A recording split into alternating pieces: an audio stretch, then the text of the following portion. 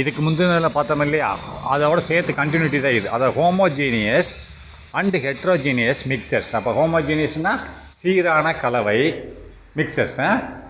Homogeneous மிக்சர்ஸ்னால் சீரான கலவை, அல்லது ஹெட்ரோஜீனியஸ்னால் சீரற்ற கலவை. அதாவது ஒரே மாதிரியாக இருக்குது. சீரான கலவைன்னா இப்போ தண்ணி, ஒரு பானையில் தண்ணி இருக்குது, நீ பானையில் எந்த இடத்துல மோந்து குடித்தாலும் அந்த இடத்துல அதே கலவை தான் இருக்கும். இல்லை கீழே மோந்து குடிக்கிற அப்படின்னு சொன்னால் அதுக்காக டென்சிட்டி ஜாஸ்தியாகும், ஆக்சிஜன் ஜாஸ்தியாகும். மேலாப்பில் மோந்து குடிச்சேன்னா அது கம்மியாகவும் இல்லை, எல்லாம் சீராக இருக்கும். ஆக்சிஜனோ ஹைட்ரஜனோ சீராக கலந்துருக்கும். அதுதான் ஹோமோஜீனியஸ். ரைட்டா? ஹெட்ரோஜீனியஸ்னால் ஒரு மணல், அதில் தண்ணி ஊற்றி வச்சுருக்கேன், ஒரு கோப்பையில் மணல். அப்போ தண்ணி ஊற்றி வச்சு ஒரு இடத்துல ஈரப்பதம் ஜாஸ்தியாக இருக்கும், ஒரு இடத்துல ஈரப்பதம் கம்மியாக இருக்கும். இதுதான் ஹெட்ரோஜீனியஸ். ரைட்டா? சீரற்ற கலவை. கலவை தானே இதுவும், அதுவும் கலவை தானே, தண்ணியும் ஒரு கலவை தானே.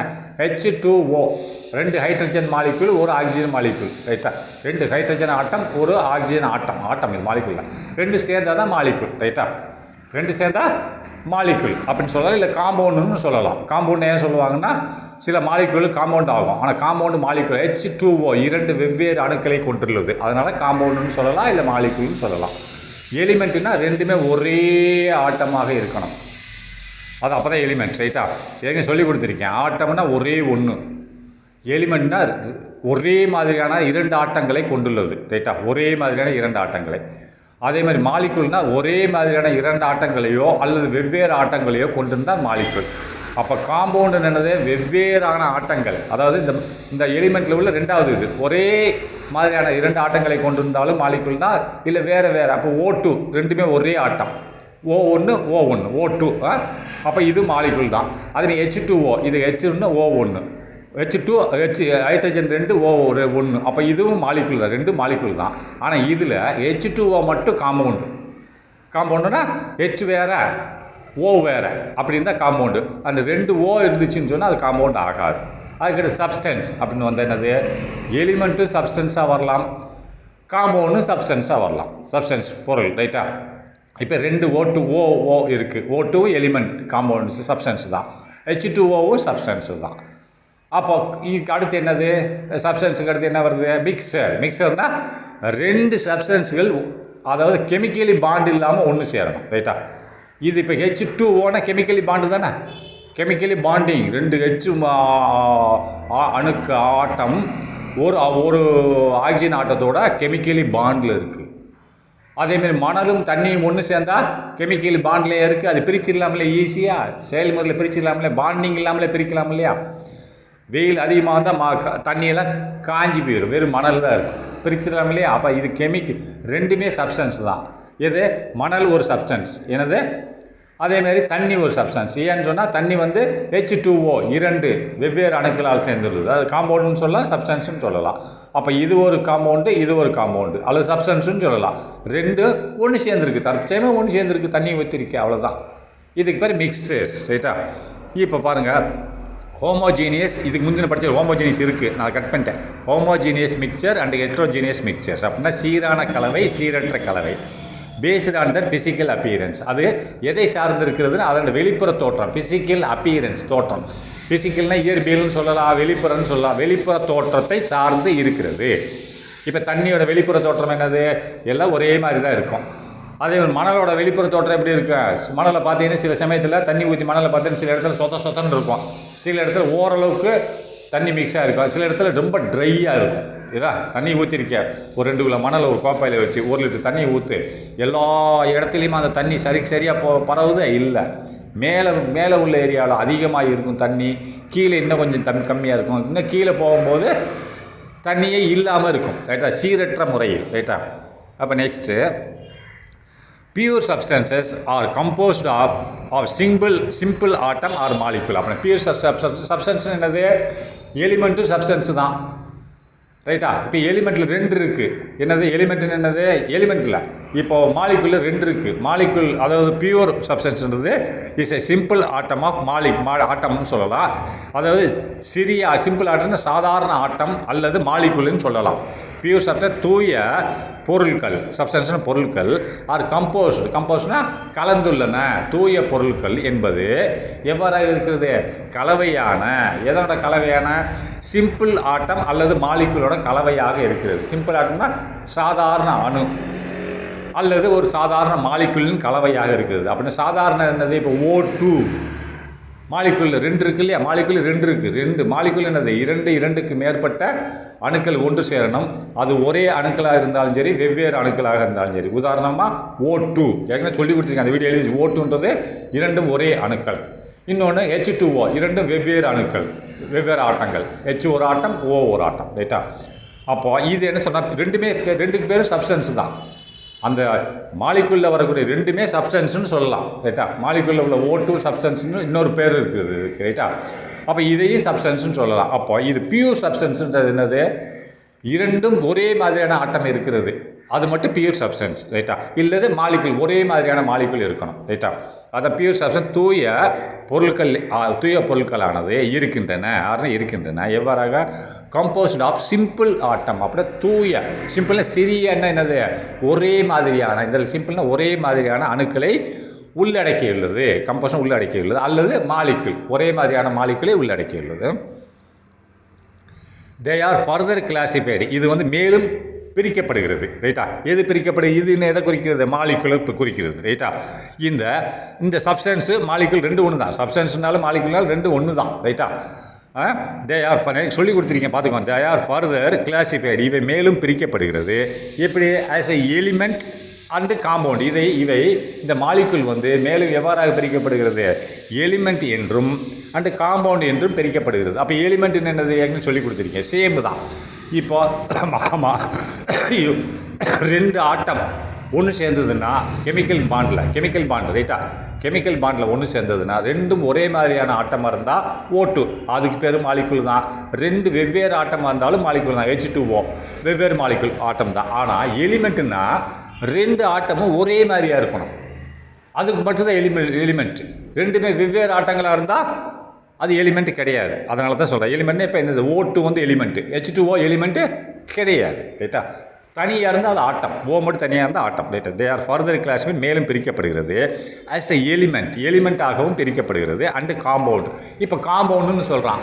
காம்பவுண்டுன்னு என்னது அப்படின்னா மாலிகுலில் உள்ள ஒரு பகுதி மட்டும் காம்பவுண்டு. இப்போ மாலிகுல் என்னது? O2 ஒரு மாலிகுல், H2O மாலிகுல். இப்போ O2 வந்து காம்பவுண்ட் ஆகாது. காம்பவுண்ட்னா கலவை, ரெண்டுமே ஒரே மாதிரியான ஆட்டமாக இருக்கிறது. ஆனால் இந்த O2வும் H2Oவும் சப்ஸ்டன்ஸ் ஆயிரும். ஆனால் வந்து காம்பவுண்ட் ஆகாது. காம்பவுண்டுன்னா இந்த மாலிகுலில் உள்ள மாலிகுல்னு சொல்லுவாங்க, அதில் O2 பெரும் மாலிகுல் தான், H2O மாலிகுல் தான். அதுக்கு H2O மட்டும் காம்பவுண்ட். ஏன்னா இரண்டு வெவ்வேறு ஆட்டங்களை கொண்டு இருக்குது. H ஒரு ஆட்டம், O ஒரு ஆட்டம். அதனால தான் காம்பவுண்ட். அப்போ இந்த மாலிகுல்கள் பிரிக்கப்படுகிறது எவ்வாறாக? எலிமெண்ட் என்றும். இப்போ O2 வந்து எலிமெண்ட் ஆயிடுச்சு. ரைட்டா? அதுக்கு H2O என்னாச்சு? காம்பவுண்ட் ஆயிடுச்சு. புரியுதா? இப்போ மாலிகுல் ரெண்டு இருக்குல்ல, மாலிகுல் என்னது? இரண்டு ஆட்டங்கள் ஒன்று சேர்ந்தால் ஒரே மாதிரியான ஆட்டங்களோ இல்லை வெவ்வேறான ஆட்டங்களோ கெமிக்கல் பாண்டில் ஒன்று சேர்ந்தால் அதுக்கு பேர் மாலிகுல். ரைட்டா? இப்போ O2 ரெண்டு ஒரே மாதிரி ஆட்டம். O ஒரு ஆக்சிஜன், இன்னொன்று O, ரெண்டு ஒன்று சேர்ந்து O2, ரெண்டு ஆக்சிஜன் ஆட்டம். H2O அப்போ ரெண்டு ஹைட்ரஜன் ஆட்டம். அப்போ இது ஒரு ஹைட்ரஜன் ஆட்டம், ஒரு ஆக்சிஜன் ஆட்டம். ரெண்டுமே ஒன்று, வெவ்வேறு ஆட்டங்கள் ஒன்று சேருகிறது. இந்த ரெண்டுமே பேர் மாலிகுல். அப்போ இந்த ரெண்டையுமே நம்ம சப்ஸ்டன்ஸ்னு சொல்லலாம். இதே ரெண்டு மாலிகுல் சப்ஸ்டன்ஸ், ரெண்டுமே O2 ஒரு சப்ஸ்டன்ஸ், H2 சப்ஸ்டன்ஸ். ஆனால் காம்பவுண்டுன்னு வரும்போது இந்த மாலிகுலுக்குள்ளே ரெண்டு இருக்குது. O2 இது ஒன்று இருக்கிறது, H2O ஒன்று இருக்குது. இப்போ O2ன்றது எலிமெண்ட், ஏன்னா ரெண்டுமே ஒரே மாதிரியான ஆட்டம். அப்போ H2Oன்றது காம்பவுண்டு, ரெண்டுமே வெவ்வேறான ஆட்டம். புரியுதா? அதான் சொல்கிறான். இந்த மாலிகுல் இரண்டாக பிரிக்கப்படுது. தே ஆர் ஃபர்தர் கிளாசிஃபைடு பிரிக்கப்படுகிறது. இந்த மாலிகுல் ஆஸ் எலிமெண்ட் என்றும் அண்டு காம்பவுண்ட் என்றும் பிரிக்கப்படுகிறது. மாலிகுலுக்கு என்ன? O2 இருக்குது, இன்னொன்று H2O. இது மாதிரி பல கலவைகள் இருக்கும். இப்போ CO2 இருக்குது ஒரு மாலிகுலில். அப்போ கார்பன் ஒன்று அண்ட் ஆக்சிஜன் ரெண்டு. அப்போ வேறு ஆட்டங்கள். இது காம்பவுண்டு. ரைட்டா? புரியுதா? இப்போ H2 மட்டும் இருக்குது, அப்போ ரெண்டு ஹைட்ரஜன் ஆட்டம். அப்படின்னு இது என்னது? இது மாலிகுல் தான், ஆனால் இதுக்கு பேர் என்னது? எலிமெண்ட். அப்போ இது எலிமெண்ட் என்றும் காம்பவுண்ட் என்றும் பிரிக்கப்படுகிறது. நெக்ஸ்ட்டு எலிமெண்ட் தமிழ் என்னது? தனிமம்னு அர்த்தம். ரைட்டா? தனியாக இருக்கும். ஒரு ரெண்டு ஆட்டங்கள் ஒரே மாதிரியான ஆட்டங்களை கொண்ட ஒரு கலவை. ரைட்டா? ஒரு கெமிக்கல் காம்போசிஷன். ரைட்டா? அதுக்கு பேர் தனிமம். an element consists of only one type of atom. என்னது பாருங்க, எலிமெண்ட் வந்து வைத்திருக்கும் ஒரே மாதிரியான ஆட்டங்கள், ஒரு ஆட்டம் கிடையாது, ஒரே மாதிரியான இரண்டு ஆட்டங்களை வைத்திருக்கும். எலிமெண்ட்ன்றது ஒரு தனிமம், கன்சிஸ்ட்னா வைத்திருக்கும், அதுக்குள்ளே அடங்கி இருக்கும், இல்லை அதுக்குள்ளே இருக்கும், ஆஃப் ஒன்லி ஒன் டைப், ஒரே மாதிரியான ஆஃப் ஆட்டம், அணுக்களை வைத்திருக்கும். அப்போ O2 எலிமெண்ட்டு ஒரே மாதிரியான ஆட்டம் தானே. ஒன்று மட்டும் ஓ இருந்தால் அதுக்கு பேர் ஆட்டம். ரெண்டு ஆட்டங்கள் இருந்ததுன்னா ஒரே மாதிரியான ஆட்டம் எலிமெண்ட். we know that நாம் அறிவோம் that an atom is a smallest electrically neutral particle. அப்படின்னா நம்மளுக்கு தெரியும் ஆட்டம் என்பது சிறிது, மிகவும் சிறிது, இனிமேல் பிரிக்கப்பட முடியாது, அதை பிரிக்க முடியாது. ஸ்மாலஸ்ட் சிறிதாக இருக்கும், எலக்ட்ரிக்கலி நியூட்ரல். அப்படின்னா எலக்ட்ரிக்கல்னா மின்சாரம் வாரியாக அதற்குள்ள மின்னூட்டம் என்பது நியூட்ரல்னா ஒன்றுமே மின்னூட்டம் இல்லாமல் இருக்கும் ஒரு துகள், அதாவது எலக்ட்ரிக்கலி நியூட்ரல். அப்போ சார்ஜ் எலக்ட்ரிக்கல்னா மின்னூட்டம் இல்லாத ஒரு துகள், நியூட்ரல்னா மின்னூட்டம் இருக்காது, மின்னூட்டம் இல்லாத ஒரு துகள் தான் ஆட்டம் அப்படிங்கிறான். அது அப்படின்னு என்னது, ஒரு ஆட்டத்துக்குள்ளே புரோட்டான் எவ்வளவோ அவ்வளோதானே எலக்ட்ரான் இருக்குது. Proton positive charge, electron negative charge. அப்போ புரோட்டான் 10 இருக்குன்னா எலக்ட்ரான் 10 இருக்கும். அப்போ 10 பாசிட்டிவ் 10 நெகட்டிவ் ஈக்குவலாக இருந்தால் அப்போ நியூட்ரல் தானே. Charge is electrically neutral particle, ரைட்டா.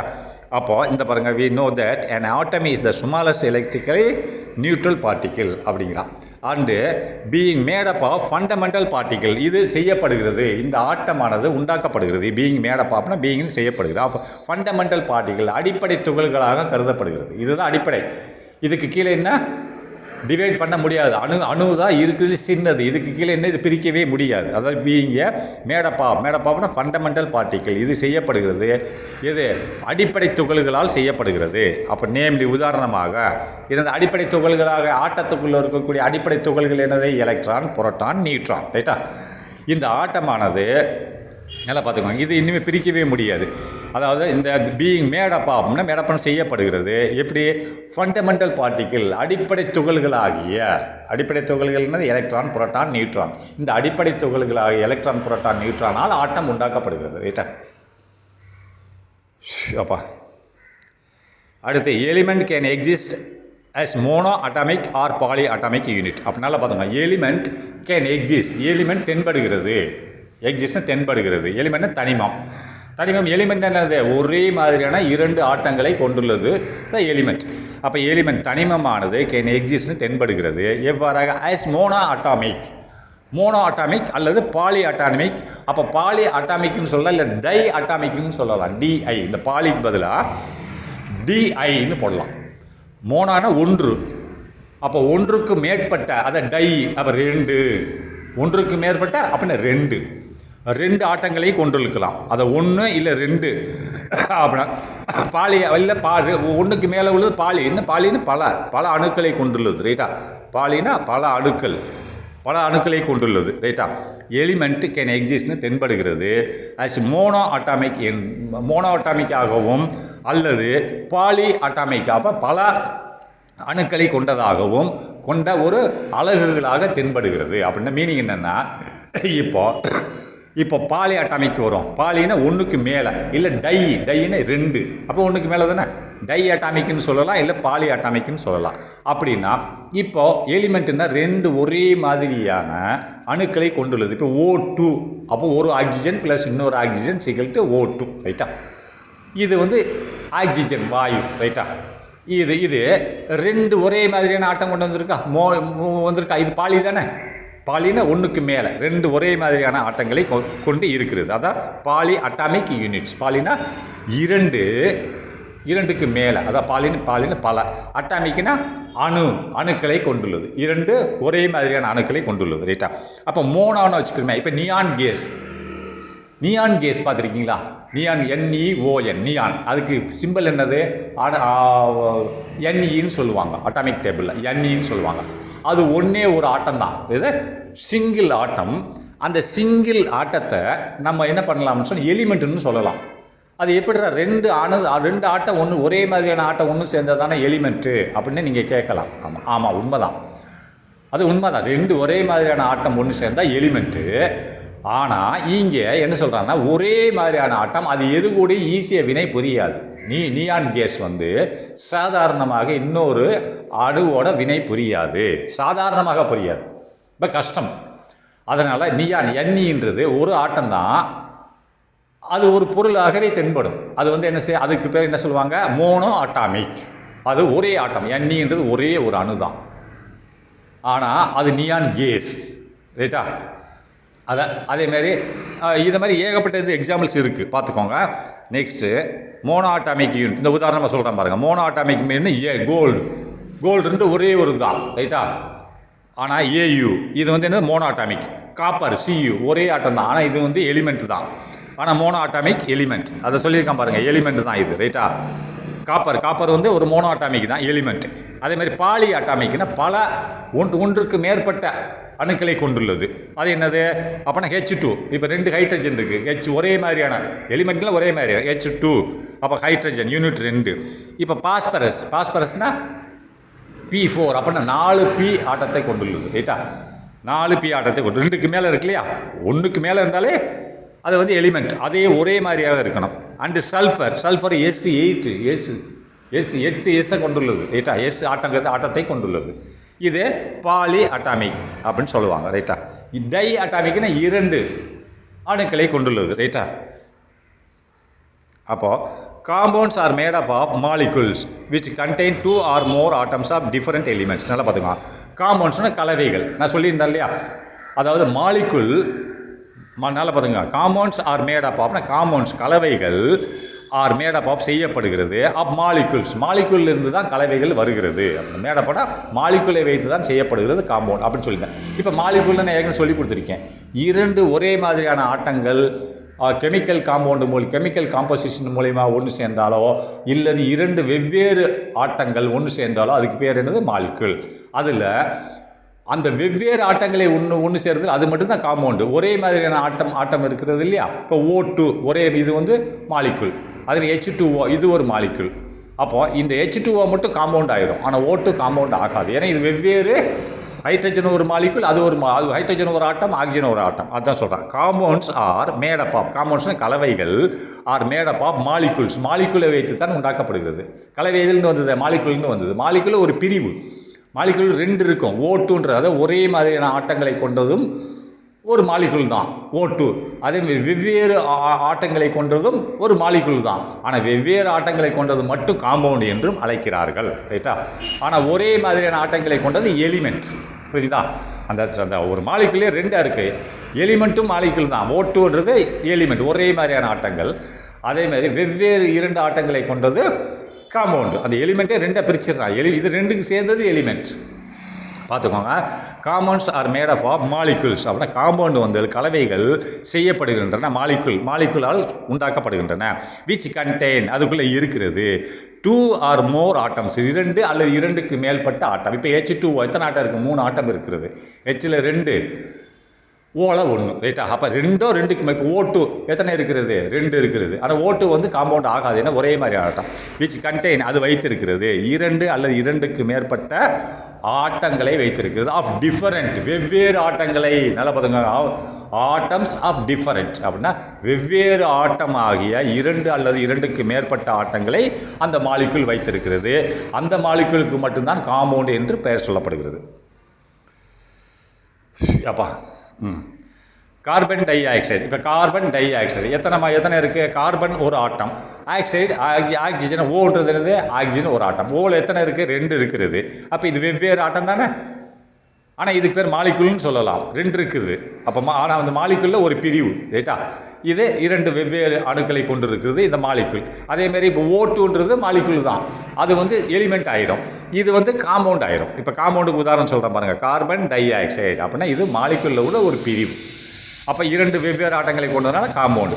இப்போ குளுக்கோஸ் என்னது, C6H12O3. இப்போ 2க்கு மேற்பட்ட வெவ்வேறு ஆட்டங்களை கொண்டிருந்தால் காம்பவுண்டுன்னு சொல்லியிருக்காங்க. இந்த பாருங்கள், அவன் தான் சொல்லியிருக்கான். 2 which contain 2 or more atoms 2க்கு மேற்பட்ட அணுக்களை கொண்டது ஆஃப் டிஃபரெண்ட் வெவ்வேறு அணுக்களை கொண்டிருந்தால் காம்பவுண்ட். இப்போ பாருங்கள் CO2 அப்போ 2 ஆட்டங்கள், 2 வெவ்வேறு ஆட்டங்கள். மொத்த ஆட்டம்னு பார்த்தா 3, சியில் 1 ஆக்சிஜன் 2, ஆனால் 2 வெவ்வேறு ஆட்டங்களை கொண்டிருக்கிறது. ரைட்டா? அதேமாதிரி குளுக்கோஸ் 3 ஆட்டங்களை கொண்டிருக்கு, 3 வெவ்வேறு ஆட்டங்களை கொண்டிருக்கிறது. அப்போ கார்பன் 6, H12 அண்டு O6. அப்போ கார்பனில் 6 இருக்குது. கார்பன் என்ற ஒரு ஆட்டம் இல்லை, ஒரு பிரிவு. ஹைட்ரஜன் என்றது ஒரு பிரிவு, ஆக்சிஜன் என்பது ஒரு பிரிவு. அப்போ 3 ஆட்டங்களை, 3 பிரிவான ஆட்டங்களை கொண்டிருக்கிறது. அது விகிதாச்சாரம் பிரகாரம். அது கார்பனில் 6, ஹைட்ரஜனில் 12, ஆக்சிஜனில் 6. ரைட்டா? அப்போ இது காம்பவுண்ட். இப்போ சோடியம் குளோரைடு, சோடியம் ஒரு ஆட்டம், குளோரைடு ஒரு ஆட்டம். ரைட்டா? அப்போ 2 ஆட்டங்களை கொண்டிருக்கிறது. இது காம்பவுண்ட். ரைட்டா? இது எல்லாமே என்னது? மாலிகுல்னு சொல்லலாம். மாலிகுல் 2 ஒரே மாதிரியான ஆட்டங்கள் 2 ஒன்று சேர்ந்தாலோ 2க்கு மேற்பட்டு சேர்ந்தாலோ மாலிகுல், இல்லை வெவ்வேறு ஆட்டங்களை சேர்ந்தாலும் மாலிகுல். அந்த மாலிகுல் தான் 2ஆக பிரியும். ஒன்று எலிமெண்ட்டாக பிரியும். ஒரே ஆட்டங்களாக இருக்கிறது பேர் எலிமெண்ட், வெவ்வேறு ஆட்டங்களாக இருக்கிறது பேர் காம்பவுண்ட். சிம்பிள். அடுத்து properties of compounds are different. அப்போ இந்த காம்பவுண்ட் கலவைகளின் குணநலங்கள், ப்ராப்பர்ட்டிஸ்னா குணநலங்கள் ஆர் டிஃபரெண்ட்னா வேறுபடுகிறது. கலவையானது, இந்த காம்பவுண்ட் இருக்கு இல்லையா, 2 வெவ்வேறு அணுக்களை கொண்ட கலவையின் குணநலங்கள், கேரக்டர்ஸ்னால் ப்ராப்பர்ட்டிஸ்னால் பண்புகள், குணநலங்கள் 2 ஒன்று தான். அதாவது பண்புகள், காம்பவுண்டு கலவையின் பண்புகள் ஆர் டிஃபரெண்ட் வேறுபடுகிறது. எதிலிருந்து வேறுபடுகிறது? இப்போ ஐ ஆம் டிஃபரெண்ட் அப்படின்னா நான் வேறுபடுகிறேன். ஏதாவது ஒன்று கம்பேரிசன் ஃப்ரம் யூ, உங்ககிட்ட உள்ள குணத்துக்கும் என் குணத்துக்கும் வேறுபாடு இருக்கிறதுன்னு சொல்கிறேன். My character is different from your side அப்படின்னா, உன் சைட்லேருந்து உன் குணத்துக்கும் என் குணத்துக்கும் மாறுபாடு இருக்கிறது அப்படின்னா. அப்போ ப்ராப்பர்ட்டிஸ் ஆஃப் காம்பவுண்ட்ஸ் அப்படின்னா கலவைகளின் குணநலங்கள் ஆர் டிஃபரெண்ட் வேறுபடுகிறது. எதிலிருந்து வேறுபடுகிறது? From those of their constituent elements அப்படின்னா ஃப்ரம் அதிலிருந்து. இந்த காம்பவுண்டு கலவை. உதாரணமாக CO2 கார்பன் டை ஆக்சைடு அப்படின்றது. இந்த கார்பன் டை ஆக்சைடோட குணநலங்கள் எதிலிருந்து வேறு வருது? கார்பனுக்கு ஒரு குணநலம் இருக்கும், ஆக்சிஜனுக்கு ஒரு குணநலம் இருக்கும். இப்போ ஆக்சிஜன் O2 2 பிரிச்சிரு. இப்போ 2 சேர்ந்து தானே கார்பன் டை ஆக்சைடு. கார்பன் கரிமில வாயு. ரைட்டா? கார்பன் கரிமம். ரைட்டா? Oxygen O2. இது O2னா ஆக்சிஜன் நம்ம சுவாசிக்கலாம். O2வை இப்போ CO2 2 சேர்ந்து என்னது? Carbon di oxide. இது கார்பன் டை ஆக்சைடு. இப்போ நம்ம குசு போகிறோம் இல்லையா, அதான் கார்பன் டை ஆக்சைடு. போகுது இல்லையா, அது கார்பன் டை. அதை நீ சுவாசம் பண்ண முடியுமா? முடியாது. ஆனால் இந்த சுவாசம் பண்ண முடியாத ஒரு பொருள் இது ஒரு காம்பவுண்டு. CO2 ஒரு காம்பவுண்டு. இது கார்பன் டை ஆக்சைடு. இது நம்ம சுவாசிக்க முடியாது. ஆனால் இது எதிலிருந்து உண்டாயிடுச்சு அப்படின்னா கலவை கார்பன் என்ற ஒரு பொருள் ஆட்டம், ஆக்சிஜன் என்ற ஒரு O2 ஒரு அணு. அப்போ இந்த ஆக்சிஜனை நம்ம சுவாசம் பண்ணலாம். அந்த ஆக்சிஜன் கார்பனோட சேர்ந்த உடனே அதை சுவாசம் பண்ண விடாமல் பண்ணிடுது. அப்போ அந்த குணநலங்கள் மாறுதா? காம்பவுண்டோட குணநலங்கள் அது உள்ளே இருக்கக்கூடிய பொருள்களின் குணநலங்களில் இருந்து மாறுபடுகிறது. அப்போ கார்பன் டை ஆக்சைடு CO2க்குள்ளே என்ன இருக்குது? ஆக்சிஜன் இருக்கிறது. ஆனால் அந்த ஆக்சிஜனோட குணநலங்கள் O2னா ஆக்சிஜன் தானே, ஆனால் ஆக்சிஜனோட குணநலங்கள் என்ன? கார்பன் டை ஆக்சைடு குணநலங்கள் 2 வெவ்வேறு இல்லையா? ஆக்சிஜனை சுவாசம் பண்ணலாம், கார்பன் டை ஆக்சைடு சுவாசம் பண்ணி வெளியில் போகிறது தான் கார்பன் டை ஆக்சைடு. 2க்கு குணநலங்கள் வரப்போ தான் அதைத்தான் சொல்கிறான். நல்லா கவனமாக பார்த்துக்கோங்க. அதாவது ப்ராப்பர்ட்டிஸ் ஆஃப் காம்பவுண்ட்ஸ். அப்போ கலவைகளின் குணநலங்கள் ஆர் டிஃபரெண்ட் வேறுபடுகிறது. From those of their constituent element. Constitution அதற்குள்ளே அடங்கி இருக்கக்கூடிய அந்த காம்பவுண்டுக்கு உள்ள காம்பவுண்டு CO2 அதுக்குள்ளே இருக்கக்கூடிய கன்ஸ்டிடியூண்ட்னா உள்ளே இருக்கக்கூடிய எலிமெண்ட். இப்போ CO2 எலிமெண்ட் தானே, 2 ஒரே மாதிரியான 2 அணுக்கள் கொண்டது O2 ஒரு எலிமெண்ட்டு. இப்போ CO2 எலிமெண்ட் ஒரு ஆட்டமும் ஒரு எலிமெண்ட்டு சேர்ந்தது தான் உனக்கு ஒரு காம்பவுண்டு. அதுக்கு உள்ளே இருக்கக்கூடிய கன்ஸ்டிடியூட், அதாவது எதிலிருந்து கேரக்டர் மாறுபடுகிறதுனா ஃப்ரம் தோஸ் அதிலிருந்து மாறுபடுகிறது. ஆஃப் தேர்னா அதனோட என்னது? அந்த காம்பவுண்டோட கன்ஸ்டிடியூயன்ட் எலிமெண்ட்னா அதுக்கு உள்ளே இருக்கக்கூடிய எலிமெண்ட்டோட குணநலங்களில் இருந்து இந்த காம்பவுண்டோட குணநலங்கள் மாறுபடுகிறது. அதை மாதிரி சொல்லிட்டேன்ல. இப்போ கார்பன் ஒரு குணநலங்கள், O2 ஒரு குணநலங்கள். இந்த 2 குணநலங்களும் அந்த 2 ஒன்று சேர்ந்தால் கார்பன் டை ஆக்சைடு கிடைக்குது. அதுக்கு இல்லை, இந்த தனிப்பட்ட குணநலங்கள் கார்பன் டை ஆக்சைடுக்கு இருக்கா? இல்லை, மாறுபடுகிறது. ரைட்டா?